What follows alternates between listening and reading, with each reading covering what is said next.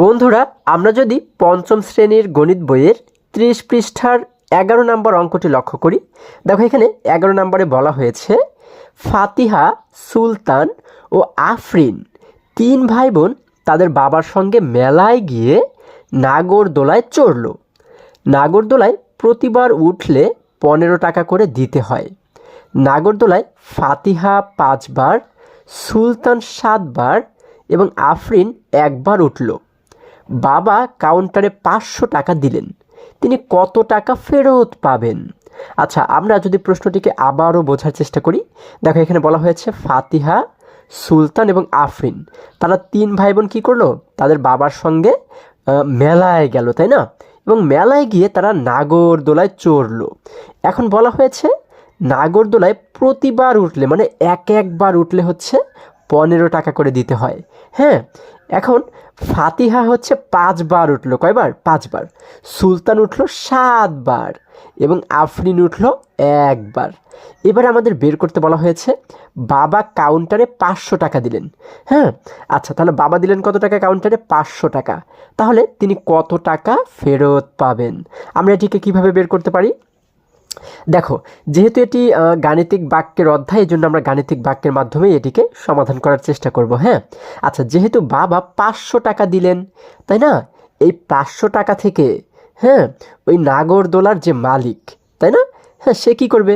সে যে কয় টাকা বিল হয়েছে সেই বিলটা রেখে, তাই না, ফাতিহা, সুলতান এবং আফরিনের যে কয় টাকা হয়েছে সেই কয় টাকা রেখে বাকিটাই তো বাবার কাছে ফেরত দিবেন, তাই না বন্ধুরা?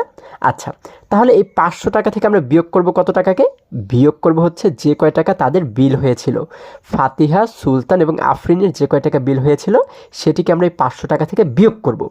বিয়োগ করলেই কিন্তু পেয়ে যাব যে বাবা আর কত টাকা ফেরত পাবেন, তাই না? কারণ এই নাগরদোলার যে মালিক সে কিন্তু সেই টাকাটা, বিলের টাকাটা রেখে বাকি টাকাটাই ফেরত দিয়ে দিবেন। আচ্ছা, তাহলে চলো আমরা গাণিতিক বাক্যের মাধ্যমে এটিকে একটু সমাধান করার চেষ্টা করি। বন্ধুরা, আমরা ১১ নাম্বার দিয়ে লিখব বাবা ফেরত পাবেন। বাবা বাবা ফেরত পাবেন।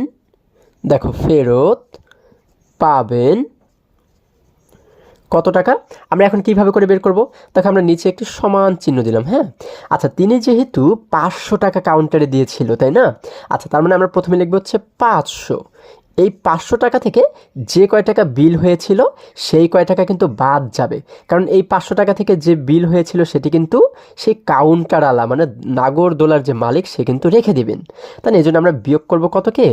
যে কয় টাকা বিল হয়েছিল। এখন ফাতিহা, সুলতান এবং আফরিনের কয় টাকা বিল হয়েছিল সেটি কিন্তু আমাদের আগে বের করতে হবে, তাই না? সেটি বের করতে না পারলে কিন্তু আমরা ৫০০ থেকে বিয়োগও করতে পারবো না। আচ্ছা, এখন কিভাবে করে সেই বিলটি আমরা বের করব? দেখো, আমরা জানি কি একবার নাগরদোলায় উঠলে কিন্তু ১৫ টাকা করে দিতে হয়, তাই না? তাহলে আমাদের বলা হয়েছে ফাতিহা হচ্ছে ৫ বার উঠেছিল, তাই না?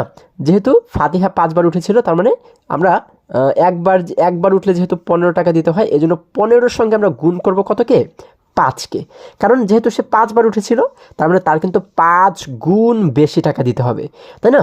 তাহলে আমরা এই ১৫-র সঙ্গে ৫কে যদি গুণ করি তাহলে পেয়ে যাব ফাতিহার কত টাকা হয়েছিল, তাই না? আচ্ছা, আমরা এটিকে একটি বন্ধনী দিয়ে আটকে দিলাম। কেন? কারণ হচ্ছে আমরা যেহেতু এতটুকুর কাজ করলে আমরা একজনের বিল পাবো, সেজন্য আমরা এটিকে বন্ধনী দিয়ে প্রথমে আটকে দিলাম। ঠিক আছে, এখন এই ফাতিহার বিলের সঙ্গে আমরা যোগ করব কাকে?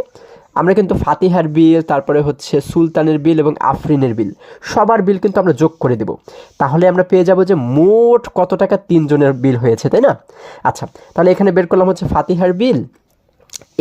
এরপর যদি সুলতানেরটা বের করি, সুলতান উঠেছিল ৭ বার। তাহলে একবারে যেহেতু ১৫ টাকা দিতে হয়, তাহলে ১৫-র সঙ্গে আমরা এবারে গুণ করব কতকে? ৭ বার যেহেতু সে উঠেছে, তার মানে তার দিতে হবে ৭ গুণ বেশি, তাই না?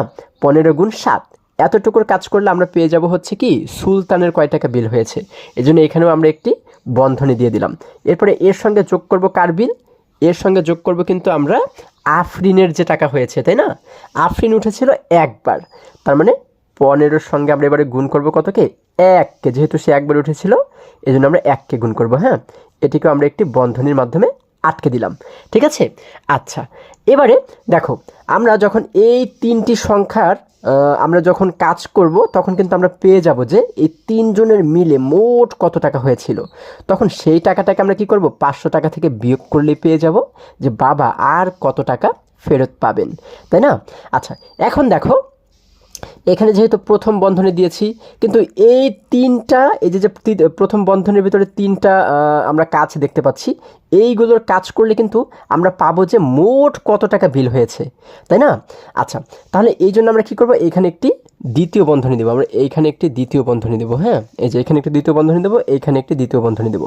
আচ্ছা, এটার আরও একটা কারণ আছে। কারণ কি, যখন আমরা এই প্রথম বন্ধনীর কাজ শেষ করব, হ্যাঁ, তখন কি এই যে মাঝখানে যোগ রয়েছে, এইগুলোকে তো আমাদের যোগ করতে হবে, তাই না? এই বন্ধনের কাজের পরেই কিন্তু আমাদের এই সংখ্যাগুলো যোগ করতে হবে। এই জন্য হচ্ছে আমরা এই দ্বিতীয় বন্ধনী এখানে দিলাম। কারণ হচ্ছে প্রথম বন্ধনের পরেই তো দ্বিতীয় বন্ধনের কাজ করতে হয়, এই জন্য দিয়েছি। ঠিক আছে? আচ্ছা, তাহলে এবার শেষে কিন্তু আমরা লিখে দিতে পারি টাকা। আচ্ছা, এবারে যদি আমরা সমাধান করি, দেখো আমি সমানের নিচে একটা সমান চিহ্ন দিলাম। হ্যাঁ, আমরা সব কিছু একই রকমভাবে রেখে দেব, শুধুমাত্র এই প্রথম বন্ধনীর ভিতরে যে কাজগুলো রয়েছে সেইগুলোর কাজ আমরা শুরুতে করব, কারণ আমরা জানি প্রথম বন্ধনীর কাজ সর্বপ্রথম করতে হয়, তাই না? তাহলে দেখো আমরা লিখলাম হচ্ছে 500, একই রকমভাবে রেখে দিলাম 500 বিয়োগ দ্বিতীয় বন্ধনী রয়েছে, দ্বিতীয় বন্ধনী একই রকম রাখলাম। এবার প্রথম বন্ধনীর মধ্যে বলা হয়েছে 15 গুণ 5, তাহলে 15-র সঙ্গে 5কে গুণ করো। এই দেখো 15 এবং 5কে যদি আমরা গুণ করি, 5 5 হয় 25, 25-এর 5কে লিখলাম এই জায়গাতে, হাতে থাকলো আমাদের 2, 5 একে 5, 5 এবং এই 2 মিলে হয়ে গেল 7। আমরা পাচ্ছি কত, 75। এই যে এতটুকুর কাজ করে পাচ্ছি আমরা 75, আমরা লিখে দিলাম 75। আমরা কিন্তু জানি যে যখন এই বন্ধনীর ভিতরের কাজ করে শুধুমাত্র একটি মাত্র সংখ্যা পাবো। হ্যাঁ, আগে এখানে কয়টি সংখ্যা ছিল, একটি, দুইটি। এই দুটির কাজ করে আমরা কিন্তু একটি মাত্র সংখ্যা পেয়েছি, তাই না? যখন একটি সংখ্যা পাই তখন এই বন্ধনী আর আমাদের দিতে হয় না, এটিকে উঠিয়ে দিতে হয়, তাই না? আমরা এই জন্য আর এই বন্ধনীটা ব্যবহার করব না। আমরা এই পাশে যে যোগ রয়েছে, যোগ চিহ্নটাকে এখানে আমরা দিয়ে দিব। আমরা দিয়ে দিলাম যোগ। আচ্ছা, আমরা এখানে যোগটাকে একই রকমভাবে দিয়ে দিলাম। আচ্ছা, দেখো আমরা যোগটাকে একই রকমভাবে এখানে দিয়ে দিলাম। এবারে দেখো এইখানে বন্ধনীর মধ্যে বলা হয়েছে 15 গুণ 7। আমরা এবারে 15-র সঙ্গে যদি 7কে গুণ করি, দেখো 15-র সঙ্গে যদি আমরা এবার 7কে গুণ করি, দেখো 5 7 হয় 35, 35-এর 5কে লিখলাম এই জায়গাতে, হাতে থাকলো আমাদের 3। এবার 7 এবং 1কে গুণ করলে হয় 7 1 7, 7 এবং 3 মিলে হয়ে যায় 10। আমরা পাচ্ছি কত, 105, তাই না? তাহলে ওর বিল হলো হচ্ছে 105 টাকা। আমরা এখানে লিখে দিলাম 105। এই যে বন্ধনীর কাজ করে একটি সংখ্যা পেয়েছি, এই জন্য আমরা এই বন্ধনীটাকে উঠিয়ে দেবো। এরপরে যোগ রয়েছে, আমরা যোগটাকে একই রকমভাবে রেখে দিলাম। এবারে 15-র সঙ্গে 1কে গুণ করো। আমরা জানি 15 1 15, 15 1 কত হয়, 15ই হয়, তাই না? তাহলে এই বন্ধনীটাকে আমরা এবারে উঠিয়ে দিলাম। বাকি রইল কি, দ্বিতীয় বন্ধনী। এই দ্বিতীয় বন্ধনীটাকে এখানে আমরা শেষ করে দিলাম, তাই না? শেষে টাকা রয়েছে, আমরা টাকাটাকে একই রকমভাবে কিন্তু লিখে দিব। আচ্ছা, এবারে যদি আমরা নিচে একটি সমান চিহ্ন দিই, এখন দেখো আমাদের এই জায়গাতে কিন্তু দ্বিতীয় বন্ধনী রয়েছে, তাই না? এই জন্য দ্বিতীয় বন্ধনীর কাজটা আমরা কিন্তু আগে করে নেব। হ্যাঁ, এবং বাকি সব কিছু একই রকমভাবেই রেখে দেব। আচ্ছা, দেখো যদি আমরা এটিকে সমাধান করি, বন্ধুরা আমরা এখানে একটি সমান চিহ্ন দিলাম, 500-কে একই রকমভাবে রেখে দেবো। আমরা লিখে দেবো 500, তাই না? আমরা লিখে দেবো 500। এই যে 500 একই রকমভাবে আমরা রেখে দিলাম। এরপরে দ্বিতীয় বন্ধনীর মধ্যে কিন্তু আমরা যোগ দেখতে পাচ্ছি, এখানেও একটি যোগ, এখানেও একটি যোগ। তাহলে এই তিনটে সংখ্যাকে যদি যোগ করি, দেখো আমরা কি জানি, যোগের ক্ষেত্রে আমাদের কিন্তু শেষের সংখ্যাগুলোকে প্রথমেই যোগ করতে হয়। দেখো এখানে শেষে রয়েছে 5, এখানে রয়েছে 5, 5 এবং 5 মিলে হয়ে যায় 10, 10-এর সঙ্গে এখানে রয়েছে আরও 5, 10-এর সঙ্গে এই 5 মিলে হয়ে যায় 15। কত হয়, 15। 15-এর এই শেষের 5কে লিখলাম আমরা, দেখো এখানে বিয়োগ রয়েছে, আমরা বিয়োগটাকে একই রকমভাবে রেখে দিলাম। এবারে এই 15-এর 5কে শেষের 5কে লিখে দিলাম আমরা এই যে শেষে লিখে দিলাম। আচ্ছা, এবারে যদি আগের সংখ্যাগুলো যোগ করি, এখানে আগে রয়েছে 7, এখানে 5-এর আগে রয়েছে 0, 7 এবং 0 মিলে কিন্তু 7ই হয়ে যায়। 7-এর সঙ্গে এখানে আগে রয়েছে 1, তাহলে 7 এবং এই 1 মিলে হয়ে যায় 8, তাই না? 8-এর সঙ্গে হাতে ছিল আমাদের আরও 1, 8 এবং এই 1 মিলে কিন্তু হয়ে গেল 9। আমরা এখানে আগে লিখে দিলাম 9, ঠিক আছে? আচ্ছা, আমরা এখানে আগে লিখে দিলাম হচ্ছে কত, 9 লিখে দিলাম। আচ্ছা, এবার যদি আমরা আরও আগের সংখ্যাগুলোকে লক্ষ্য করি, এখানে কিন্তু তার আগে কিছুই নেই, এখানে রয়েছে 1, এখানেও কিন্তু আর কিছু নেই, যেহেতু এখানে শুধু 1 রয়েছে, এই 1টাকে আমরা সামনে লিখে দেব। তাহলে আমরা পাচ্ছি কত? 195। কত পাচ্ছি? 195। এখন যদি আমরা এই 500 থেকে 195কে বিয়োগ করি নিচের লাইনে, দেখো আমরা একটি সমান চিহ্ন দিলাম। এখন বিয়োগ করি, আমরা 500 থেকে যদি 195কে একটু বিয়োগ করার চেষ্টা করি, দেখো আমরা জানি 0 থেকে 5কে বিয়োগ করা যাবে না। কারণ কি? কারণ এই 0 ছোট। আমরা কি জানি? বিয়োগের ক্ষেত্রে উপরের সংখ্যাকে সবসময় বড় হতে হয়, তাই না? তাহলে এই 0টাকে আমরা কিভাবে করে বড় বানাতে পারি? পাশের ঘর থেকে আমরা কি করব? 1কে ধার করে 0-এর কাছে নিয়ে আসব। কিন্তু যখন পাশের ঘরে গেলাম, দেখলাম এইখানে রয়েছে 0, তার মানে ওর কিন্তু দেওয়ার মতো কিছুই নেই। তারপরে চলে গেলাম তার পাশের ঘরে, এখানে গিয়ে দেখলাম যে ওর কাছে রয়েছে 5। তাহলে এই 5 থেকে এবার আমরা কি করব? 1কে ধার করে আমরা কি করব? এই 0-এর কাছে প্রথমে নিয়ে আসব। আচ্ছা, তাহলে এই 0টা ধরো এই যে, হ্যাঁ, এখন এই 0-এর কাছে যখন 5 থেকে 1 নিয়ে আসলাম, এখন 1 এবং 0 মিলে কত হয়ে গেল? 10 হয়ে গেল, তাই না? তারপর এবং এই 5 থেকে যেহেতু 1 কমে গেল, 5 হয়ে গেল, এবারে 4 কত হয়ে গেল? 4 হয়ে গেল, ও হয়ে গেল এবারে 10। এবার 10 থেকে যদি ওর কাছে এই 0-এর কাছে 1 দিয়ে দেই, তাহলে এই 0টার আগে 1 বসে কত হয়ে যাবে? ও কিন্তু হয়ে যাবে এবারে 10। এবং এই যে 10 ছিল, 10টা কি হয়ে যাবে? 10 কিন্তু এবারে হয়ে যাবে 9। কেন? কারণ 10 থেকে তো 1 ওর কাছে দিয়েছি, তাই না? যার কারণে সেই 1 কমে গিয়ে 10 কিন্তু হয়ে গেল এবারে 9, এবং এই 0টা হয়ে গেল এবারে 10। এখন এই 10 থেকে যদি আমরা নিচের 5কে বিয়োগ করি, তাহলে কত থাকে? আমরা জানি 10 থেকে 5 চলে গেলে থাকে কিন্তু আমাদের আরও 5। আমরা লিখে দিলাম 5। এখন আমরা কিন্তু উপরের সংখ্যাগুলো লক্ষ্য করব, এই সংখ্যাগুলো এখন আর নেই। আগে ছিল 0, এখন রয়েছে 9। 9 থেকে যদি নিচে 9 চলে যায়, তাহলে কিন্তু আর কিছুই থাকে না, মানে 0। আমরা লিখে দিলাম 0। এবার আগে ছিল 5, এখন রয়েছে 4। 4 থেকে যদি নিচের 1 চলে যায়, তাহলে থাকে হচ্ছে 3। আমরা এখানে লিখে দিলাম 3। তাহলে উত্তর হচ্ছে 305। আমরা এইখানে লিখে দেব হচ্ছে 305। ঠিক আছে, এটি হচ্ছে কি আমাদের উত্তর। ঠিক আছে, আমরা এটিকেই কিন্তু উত্তর হিসেবে লিখে দেব। হ্যাঁ, 305 টাকা। শেষে কিন্তু আমরা টাকাটাকে লিখে দেব। তাহলে আমরা উত্তর দিয়ে কী লিখবো? আমরা উত্তর দিয়ে লিখবো হচ্ছে বাবা ফেরত পাবেন কত টাকা? 305 টাকা। ঠিক আছে, আশা করি সকলেই তোমরা বুঝতে পেরেছো, এবং এই রাফগুলো তোমরা কিন্তু একটু আলাদা জায়গাতে করবে। হ্যাঁ, আচ্ছা, তাহলে চলো আবারও আমরা যদি বইয়ের কাছে ফিরে যাই। বন্ধুরা, আমরা যদি এবারে আরেকটু নিচে অর্থাৎ 12 নম্বর প্রশ্নটি লক্ষ্য করি, এখানে বলা হয়েছে মা এবং পুত্রের বয়সের সমষ্টি 45 বছর। মায়ের বয়স পুত্রের বয়সের 4 গুণ। তাদের প্রত্যেকের বয়স কত?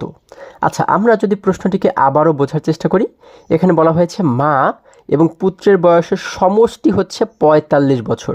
সমষ্টি মানে কি? মানে দুজনের বয়স একসঙ্গে হচ্ছে 45 বছর। ঠিক আছে, আচ্ছা, এবারে বলা হয়েছে মায়ের বয়স পুত্রের বয়সের 4 গুণ, অর্থাৎ পুত্রের যে বয়স হবে তার 4 গুণ বেশি হচ্ছে মায়ের বয়স। ঠিক আছে, যদি পুত্রের বয়স যদি ধরো আমরা ধরে নিচ্ছি, হ্যাঁ, যদি 20 বছর হয়, হ্যাঁ, তাহলে মায়ের বয়স কত হবে? এই 20-এর 4 গুণ হবে। পুত্রের বয়স যদি 15 বছর হয়, তাহলে মায়ের বয়স কিন্তু 15-এর 4 গুণ বেশি হবে। ঠিক আছে, অর্থাৎ পুত্রের যে কয় বছরই বয়স হবে না কেন, মায়ের বয়স কিন্তু তার চাইতে 4 গুণ বেশি হবে। আচ্ছা, এবারে বলা হয়েছে তাদের প্রত্যেকের বয়স কত। তার মানে মায়ের বয়স কত এবং পুত্রের বয়স কত, দুজনেরটাই কিন্তু আমাদের বের করতে বলা হয়েছে। হ্যাঁ, তাহলে চলো আমরা এটিকে একটু সমাধান করার চেষ্টা করি।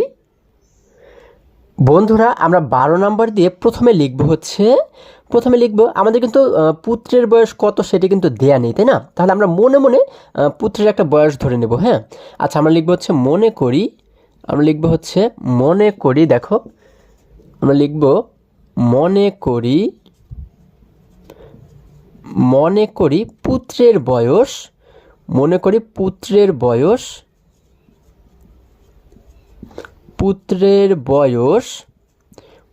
বয়স সমান ক বছর। আমরা ধরলাম কি ক। ঠিক আছে, ক। তোমরা এখানে যে কোনো অক্ষর কিন্তু ধরতে পারো। হ্যাঁ, এক্স ধরতে পারো, ওয়াই ধরতে পারো। হ্যাঁ, আমরা এখানে ধরো ক ধরলাম। পুত্রের বয়স মনে করি যে ক বছর। আচ্ছা, এখন পুত্রের বয়স যদি ক বছর হয়, আমাদের কিন্তু প্রশ্নে বলা হয়েছে কি পুত্রের যে কয় বছরই বয়স হবে না কেন, হ্যাঁ, মায়ের কিন্তু তার চাইতে 4 গুণ বেশি বয়স হবে। তাহলে আমরা এবার কি লিখতে পারি? সুতরাং মায়ের বয়স, তাই না? আমরা এবার লিখতে পারি হচ্ছে সুতরাং মায়ের বয়স, দেখো, সুতরাং মায়ের বয়স মায়ের বয়স, আচ্ছা পুত্রের বয়স যদি ক বছর হয় তার মানে মায়ের বয়স কি হবে, এই কয়ের সঙ্গে গুণ হবে কিন্তু 4, তাই না? কারণ পুত্রের যে বয়স তার চাইতে 4 গুণ বেশি কিন্তু মায়ের বয়স, তাই না? আচ্ছা এত বছর গুণ করলে যা হবে এত বছর কি মায়ের বয়স হবে, তাই না?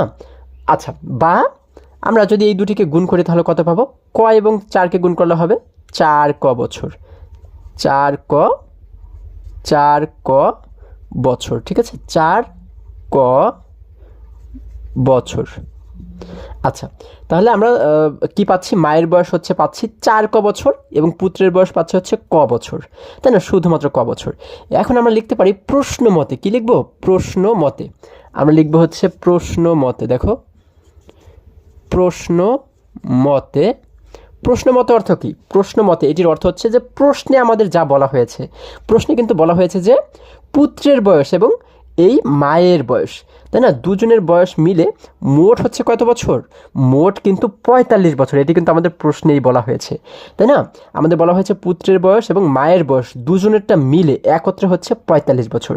তাহলে এইটাই আমরা এবার লিখবো যে প্রশ্নের মতে ক, হ্যাঁ, অর্থাৎ পুত্রের বয়স এবং এর সঙ্গে যদি আমরা যোগ করি হচ্ছে মায়ের বয়স, মায়ের বয়স কত, 4 ক, তাই না, 4 ক, 4 ক, ক যোগ 4 ক অর্থাৎ পুত্রের বয়স এবং মায়ের বয়সের সমষ্টি, মানে দুটিকে একসঙ্গে যোগ করলে আমাদের মোট কয় বছর হবে, মোট বলা হয়েছে 45 বছর, তাই না? অর্থাৎ পুত্রের বয়স এবং মায়ের বয়স দুটিকে যোগ করলে হবে হচ্ছে 45 বছর। এটি কিন্তু প্রশ্ন মতে কেন লিখলাম, প্রশ্নে আমাদের এটি বলা হয়েছে, তাই না? এখন এটিকে ব্যবহার করেই আমরা উত্তরটি বের করব। দেখো কিভাবে, আমরা এবারে এইখানে লিখব হচ্ছে একটি বা লিখব। আচ্ছা বা দিয়ে কেন শুরু করলাম, তোমাদের সবসময় মনে রাখতে হবে যে সমস্ত অঙ্কগুলোর এই যে মাঝখানে আমরা একটি সমান চিহ্ন দেখতে পাবো, হ্যাঁ, এই মাঝে যদি কোথাও সমান চিহ্ন থাকে তাহলে আমাদের শুরু করতে হয় বা লিখে, কারণ এইখানেও যদি আমরা সমান দেই আবার এই মাঝেও যদি সমান দেই তাহলে তো দুইটি সমান হয়ে গেল, তাই না? এই জন্য আমরা এখানে কি করব, বা দিয়ে আমরা এই সমস্ত অঙ্কগুলো শুরু করব। আচ্ছা এখন যদি আমরা দেখো এই ক এবং 4 ক এই দুটিকে যদি আমরা যোগ করি, যেহেতু যোগ এখানে আমাদের বলা হয়েছে, তাই না?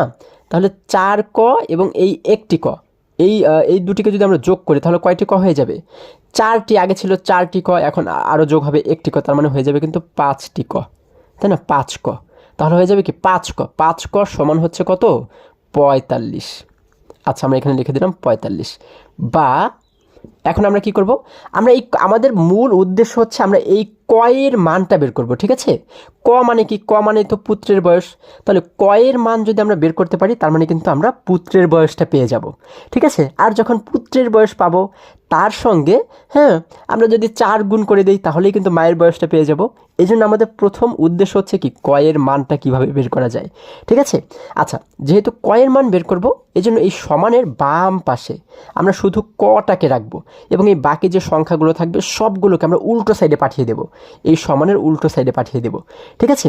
তবে এইখানে একটি শর্ত রয়েছে, সেটি হচ্ছে কি, যখন এই সমানের এক পাশের সংখ্যা আরেক পাশে চলে যায় তখন কিন্তু ও উল্টো সাইডে এসে ওর যে সাইন, মানে ওর যে চিহ্ন, সেই চিহ্নটা কিন্তু বিপরীত হয়ে যায়। সাইন পরিবর্তন বলতে কি বোঝায়, মানে এইখানে যদি যোগ আকারে থাকে এই সংখ্যাটি, এই উল্টো পাশে এসে হয়ে যাবে বিয়োগ, মানে উল্টো হয়ে যাবে। যদি গুণ আকারে থাকে তাহলে এই পাশে এসে হয়ে যাবে ভাগ, ঠিক আছে, মানে উল্টো হয়ে যাবে, ঠিক আছে? আচ্ছা তাহলে এবারে যদি আমরা নিচে লক্ষ্য করি, দেখো আমরা এবারে বা দিয়ে কি করব, শুধুমাত্র এই যে ক রয়েছে কটাকে এই পাশে রাখবো এবং এই 5কে কিন্তু আমরা উল্টো সাইডে পাঠিয়ে দেব, তাই না? তাহলে আমরা এখানে লিখবো হচ্ছে বা ক, আমরা কি লিখবো, বা ক। এই যে দেখো আমরা লিখবো হচ্ছে ক,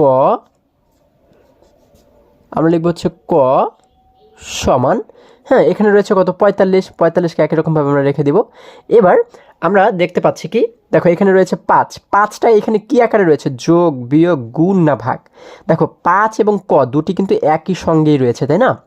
যখন কোনো অক্ষরের সঙ্গে যখন কোনো সংখ্যা একসঙ্গে থাকে তার মানে হচ্ছে মাঝখানে একটি গুণ রয়েছে। সবসময় আমাদের কি মনে রাখতে হবে, এর অর্থ হচ্ছে মাঝখানে একটি গুণ রয়েছে, ঠিক আছে? তাহলে গুণ থাকলে উল্টো পাশে এসে কি হয়ে যাবে, ভাগ হয়ে যাবে। এখানে গুণ আকারে রয়েছে 5, এই পাশে এসে হয়ে যাবে ভাগ 5, এই পাশে এসে কি হয়ে যাবে, ভাগ 5, ঠিক আছে? আচ্ছা আচ্ছা এবারে আমরা কি করব, নিচের লাইনে একটি বা দিব, বা লিখে আমরা কি করব, সরি বা লিখব না, আমরা যেহেতু এবারে এই 45কে 5 দ্বারা ভাগ করলে আমরা কয়ের মানটা পেয়ে যাব, এই জন্য আমরা এখানে লিখবো একটি সুতরাং। ঠিক আছে, যে লাইনে এসে আমরা কয়ের মান পেয়ে যাব সেই লাইনে একটি সুতরাং লিখব। এবার লিখব সুতরাং ক সমান 45কে যদি আমরা 5 দ্বারা ভাগ করি কত পাই? আমরা জানি 5 নং 45, 9 পাই, তাই না? আমরা এখানে লিখে দিলাম 9। ঠিক আছে, তাহলে দেখো আমরা কয়ের মান পাচ্ছি কি 9। এর অর্থ কি? এর অর্থ ক হচ্ছে কি, ক কিন্তু আমরা ধরেছিলাম পুত্রের বয়স ধরেছিলাম ক বছর। তাহলে ক মানে যদি 9 হয়, তার মানে পুত্রের বয়স কয় বছর? 9 বছর। ঠিক আছে, আচ্ছা এবারে পুত্রের বয়স, তার মানে আমরা কি লিখতে পারি? আমরা লিখতে পারি হচ্ছে সুতরাং, দেখো আমার এখানে যেহেতু জায়গা কম, আচ্ছা আমার এখানে যেহেতু জায়গা কম আমি তোমাদেরকে একটু পাশে লিখে দেখাচ্ছি। হ্যাঁ, এই যে দেখো আমরা এখানে লিখতে পারি হচ্ছে সুতরাং পুত্রের বয়স হচ্ছে কত বছর? পুত্রের বয়স হচ্ছে আমরা কি লিখব? 9 বছর। 9 বছর। ঠিক আছে, পুত্রের বয়স 9 বছর। এবং মায়ের বয়স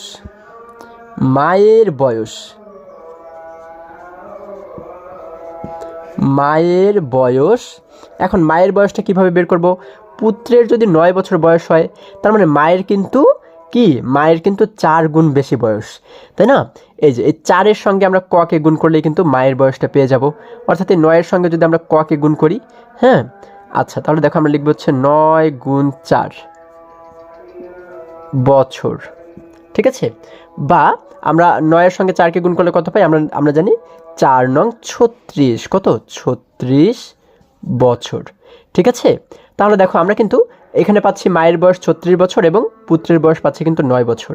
এখন 9 এবং 36কে যদি আমরা যোগ করি তাহলেই কিন্তু মোট 45 বছর হয়ে যায়, তাই না? দেখো এই যে আমাদের কিন্তু এই 45 বছরের সঙ্গে মিলে গেছে। হ্যাঁ, তাহলে আমরা উত্তর দিয়ে এবার কি লিখতে পারি? আমরা উত্তর দিয়ে লিখবো হচ্ছে পুত্রের বয়স 9 বছর এবং মায়ের বয়স কত? এবং মায়ের বয়স হচ্ছে আমরা পাচ্ছি কত বছর? 36 বছর। 36 বছর। ঠিক আছে, আশা করি এই অঙ্কটিও তোমরা খুবই সহজেই বুঝতে পেরেছো। বন্ধুরা এবারে যদি আমরা আবারও বইয়ের কাছে ফিরে যাই, দেখো বন্ধুরা আমরা যদি এবারে আরেকটু নিচে অর্থাৎ 13 নম্বর প্রশ্নটি লক্ষ্য করি, এখানে বলা হয়েছে একজন শ্রমিক 5 দিনে 3125 টাকা আয় করেন, 3 সপ্তাহে তিনি কত টাকা আয় করেন? আচ্ছা তাহলে আমাদের বলা হয়েছে কি একজন শ্রমিক 5 দিনে 3125 টাকা আয় করেন, তাই না? এবারে বের করতে বলা হয়েছে যে 3 সপ্তাহে তিনি কত টাকা আয় করেন। এটি কিন্তু খুবই সহজ একটি অঙ্ক। এটি কোন নিয়মের অঙ্ক তোমরা কি বুঝতে পেরেছো? আমরা ঐকিক নিয়ম শিখেছিলাম, তোমাদের তো নিশ্চয়ই মনে আছে, তাই না? এটি কিন্তু সেই ঐকিক নিয়মে আমাদের সমাধান করতে হবে। তাহলে আমাদের বলা হয়েছে যে 3 সপ্তাহে কত টাকা তিনি আয় করেন, তাই না? আগে আমাদের বের করে নিতে হবে যে 3 সপ্তাহে কত দিন হয়। ঠিক আছে, আমরা কি জানি 1 সপ্তাহ সমান 7 দিন, তাই না? তাহলে 3 সপ্তাহ সমান কয় দিন? কিভাবে বের করব? 7-এর সঙ্গে যদি 3-কে গুণ করি তাহলে পেয়ে যাব কত? 3-7 21 দিন। তার মানে 3 সপ্তাহে কত হয়? 21 দিন হয় কিন্তু, তাই না? তাহলে আমাদের বের করতে হবে যে 21 দিনে কত টাকা আয় করেন। একজন শ্রমিক 5 দিনে আয় করেন এই যে এত টাকা, তাহলে 21 দিনে কয় টাকা আয় করেন? আমরা কিভাবে বের করব? দেখো ঐকিক নিয়ম মানে কি? মানে হচ্ছে আমাদের প্রথমে কি করতে হবে, যেহেতু 5 দিনের হিসাব দেওয়া রয়েছে, 5 দিনে তিনি এত টাকা আয় করেন, তাই না? তাহলে প্রথমে আমরা বের করব 1 দিনে কত টাকা আয় করেন। ঐকিক নিয়ম মানেই হচ্ছে আগে আমরা 1 দিনের হিসাবটা বের করব, তাই না? তারপরে যখন 1 দিনের হিসাব বের করতে পারবো তখন কিন্তু সেইখান থেকে 21 দিনের হিসাব খুব সহজেই আমরা বের করতে পারবো, তাই না? তাহলে চলো আমরা এটিকে একটু সমাধান করার চেষ্টা করি। বন্ধুরা আমরা 13 নম্বর দিয়ে প্রথমেই কিন্তু বের করে নেব যে 3 সপ্তাহে কত দিন, এটি আমরা প্রথমে বের করে নেব, তারপরে আমরা অঙ্কটি সমাধান করব। হ্যাঁ, আমরা লিখব যে আমরা জানি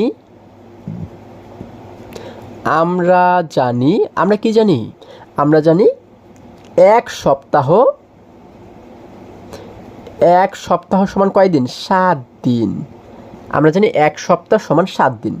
সুতরাং 3 সপ্তাহ সমান 1 সপ্তাহে যদি 7 দিন হয়, 3 সপ্তাহে কি নিশ্চয়ই কিন্তু এই 7 দিনের চাইতে 3 গুণ বেশি হবে, তাই না? এখন আমরা কি করব? 7 এবং 3-কে গুণ করে দেব।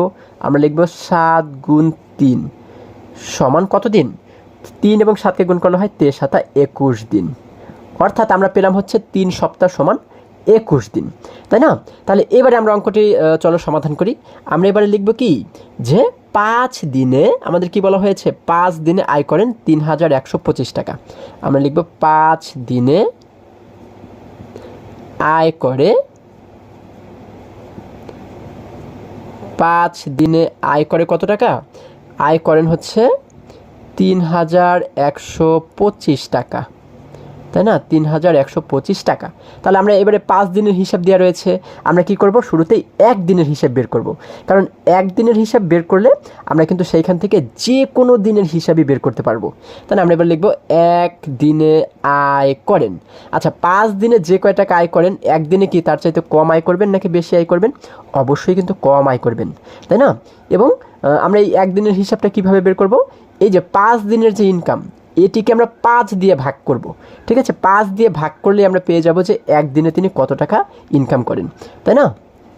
তাহলে আমরা এখানে কি লিখতে পারি, আমরা এই যে দেখো, আমরা এই 3125কে লিখবো হচ্ছে উপরে, 3125 এটিকে লিখবো উপরে, এবং একটি ভাগ চিহ্ন দিয়ে আমরা নিচে লিখবো কত, 5। এই 5কে লিখবো নিচে। ঠিক আছে, টাকা রয়েছে, টাকাটাকে একই রকমভাবে রেখে দেবো। এবার নিচে লিখবো সুতরাং আমাদের কয় দিনের হিসাব বের করতে বলা হয়েছিল? 3 সপ্তাহ। 3 সপ্তাহ মানে কয় দিন? 21 দিন। তাহলে আমরা লিখবো সুতরাং 3 সপ্তাহ বা 21 দিনে, তাই না? আমরা এখানে লিখবো হচ্ছে কি 21 দিনে, 21 দিনে আয় করেন। আচ্ছা, তাহলে 1 দিনে যে কয় টাকা আয় করেন, এই যে এই ভাগটি করলেই কিন্তু আমরা 1 দিনের ইনকাম পেয়ে যাব। তাহলে 1 দিনে যে কয় টাকা আয় করেন, হ্যাঁ, 21 দিনে কি তার চাইতে 21 গুণ বেশি আয় করবেন, তাই না? এটিই তো স্বাভাবিক। তাহলে আমরা কি করব, এই 1 দিনের আয়ের সঙ্গে আমরা গুণ করব কাকে? 21কে। ঠিক আছে, তাহলে আমরা দেখো এই যে দাগটি দিলাম, এখানে উপরে রয়েছে 3125 এবং নিচে ছিল কত? 5। আমরা নিচে দিলাম 5। এখন এই যে 21, এই সংখ্যাটাকে সবসময় উপরের সংখ্যার সঙ্গে গুণ করতে হয়। তোমরা সবসময় মনে রাখবে যে এই পাশের সংখ্যাটি সবসময় উপরের সংখ্যার সঙ্গে গুণ করতে হয়। আমরা উপরে লিখে দিলাম 21। ঠিক আছে, এখন যদি আমরা উপরে নিচে কাটাকাটি করি, এটি কিন্তু কাটাকাটির ভাগ, হ্যাঁ, তোমরা কিন্তু আলাদাভাবে ভাগ করেও দেখতে পারো। ঠিক আছে, আচ্ছা, আমরা যদি কাটাকাটি করি, দেখো আমরা 5 দ্বারা উপরের যে কোনো একটিকে কাটতে পারলেই কাটবো, হ্যাঁ, এই সংখ্যাটিকে কিন্তু 5 দ্বারা ভাগ করা যাবে। দেখো 5 দ্বারা যদি আমরা ভাগ করি 3125কে কয়বার ভাগ যায়? 5 দ্বারা প্রথমে 31কে কয়বার ভাগ যায় দেখো তো, 31কে ভাগ যায় 6 বার, 5 6 30, বিয়োগ করলে পাই হচ্ছে আমরা 1, নামবে হচ্ছে 2, তাই না? এখানে পাচ্ছি 12, 12কে 5 দ্বারা কয়বার ভাগ যায়? আমরা জানি 5 2 10। এবার 12 থেকে 10 বিয়োগ করলে থাকে হচ্ছে 2, আমাদের নামবে হচ্ছে এবারে 5। আচ্ছা, আমরা পাচ্ছি 25, 25কে 5 দ্বারা কয়বার ভাগ যায়? আমরা জানি 5 5 5 25।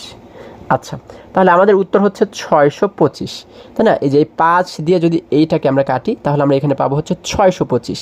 এই বড় সংখ্যার উপরেই কিন্তু এই 625টাকে লিখে দেবো, হ্যাঁ, এই যে 625। আচ্ছা, আমরা এখানে পাচ্ছি 625। আচ্ছা, এবং নিচে কিন্তু আমাদের আর কিছুই রইল না, তাই না? আচ্ছা, যেহেতু 5 দ্বারা কেটেছি, এই জন্য নিচে কিন্তু আর কিছুই রইল না। আমরা পাচ্ছি 625, উপরে পাচ্ছি গুণ 21। তাহলে 625-এর সঙ্গে যদি 21কে গুণ করি, তাহলেই কিন্তু আমরা উত্তরটি পেয়ে যাব, হ্যাঁ। আচ্ছা, দেখো 625-এর সঙ্গে যদি আমরা 21কে এবার একটু গুণ করি, 1 দ্বারা প্রথমে প্রত্যেকটিকে গুণ করো, 5 1 5, 2 1 2, 6 1 6। আমরা নিচে একটি শূন্য দিলাম। এবারে যদি 2 দ্বারা প্রত্যেকটিকে গুণ করি, 5 2 হয় 10, 10-এর শূন্যকে লিখলাম এখানে, হাতে থাকলো আমাদের 1। 2 দ্বারা 2কে গুণ করলে হয় 2 2 4, 4 এবং হাতের এই 1 মিলে হয়ে যায় 5। 2 দ্বারা 6কে গুণ করলে হয় 6 2 12। আচ্ছা, এবারে যদি আমরা এই দুটি সংখ্যাকে যোগ করে দিই, দেখো 5 এবং 0কে যোগ করলে হয় 5, 2 এবং 0কে যোগ করলে হয় 2, 6 এবং 5 মিলে কিন্তু হয়ে যায় 11। 11-র এই শেষের 1কে লিখলাম এইখানে, হাতে থাকলো আমাদের আরও 1। আচ্ছা, এখানে রয়েছে 2, উপরে কিছু নেই, তাহলে 2-এর সঙ্গে এই হাতের 1 মিলে হয়ে গেল 3, তাই না? এখানে রয়েছে 1, এই 1টাকে কিন্তু আমরা নিচে নামিয়ে দেবো। তাহলে আমরা পাচ্ছি কত? 13,125। ঠিক আছে, 13,125 টাকা। তাহলে এটিকেই কিন্তু আমরা এই জায়গাতে আমরা একটু সমান চিহ্ন দিয়ে লিখে দেবো কত? 13,125। ঠিক আছে, আমরা লিখবো 13,125 টাকা, তাই না? 13,125 টাকা। আচ্ছা, তাহলে দেখো এটি কিন্তু আমাদের উত্তর, অর্থাৎ 3 সপ্তাহ মানে 21 দিনে কিন্তু তিনি আয় করেন 13,125 টাকা। আমরা উত্তর দিয়ে কি লিখব? আমরা উত্তর দিয়ে লিখব 13,125 টাকা।